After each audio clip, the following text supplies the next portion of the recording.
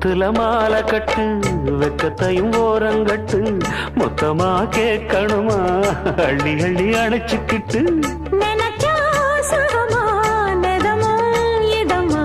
தனியா வரவா தரவா பதமா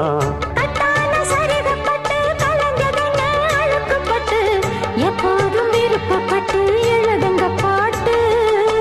பொன்னான உடல் இருக்கு உடலுக்குள்ளே கடல் இருக்கு கண்ணான மாமனுக்கு காடணும் கணக்கு மெதுவா